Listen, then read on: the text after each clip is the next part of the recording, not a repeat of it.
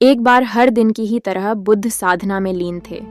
वह एक बड़े से आम के पेड़ के नीचे बैठे साधना कर रहे थे। तभी कुछ अलग हुआ। वहां पर खेलते हुए कुछ बच्चों का झुंड आया।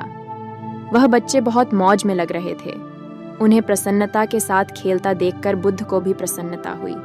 वह बच्चे कई देर तक बैठे हुए तो हंसी ठिठोली करते रहे। फिर थोड़े समय पश्चात वह वहां से उठे और जाने के लिए रवाना होने लगे।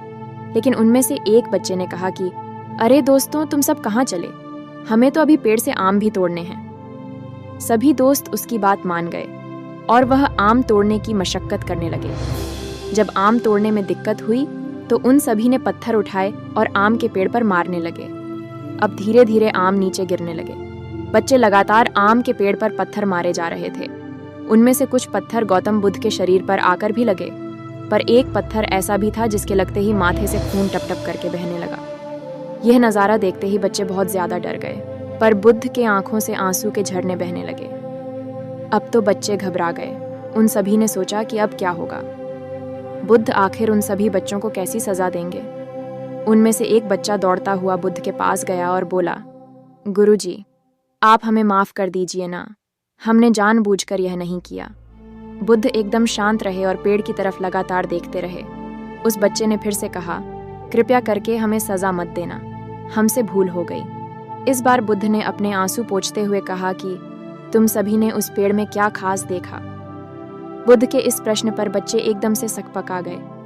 बच्चों ने कहा, हमने देखा कि उस पर आम लगे हुए थे। हमने सोचा कि क्यों ना पेड़ से आम तोड़ लिए जाए। हमने जब पेड़ पर पत्थर मारे तो आपको सिर पर चोट लग गई। चोट लगने की वजह से आपके सिर से खून आने लगा था। बुद्ध ने कहा, तुम सभी का उत्तर गलत था।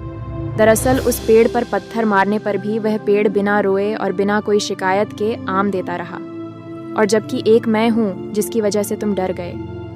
तो दोस्तों, इस कहानी से हम सीखते हैं, चाहे वो बेजुबान पेड़ हो या पशु पक्षी, सभी के प्रति दया भाव रखना जरूरी है। भगवान की बनाई हर चीज़ में जीवन है तो हमें उसकी कदर करनी चाहिए। ये प्रकृति, पशु, पक्षी, हर जीव हमें देने का भाव सिखाता है, तो हमें महात्मा बुद्ध का देने का भाव और करुणा का भाव अपनाना चाहिए। तभी हम वास्तव में इंसान कहलाने योग्य हैं। आपको ये कहानी कैसी लगी, मुझे कमेंट सेक्शन में ज़रूर बताएं। धन्यवाद।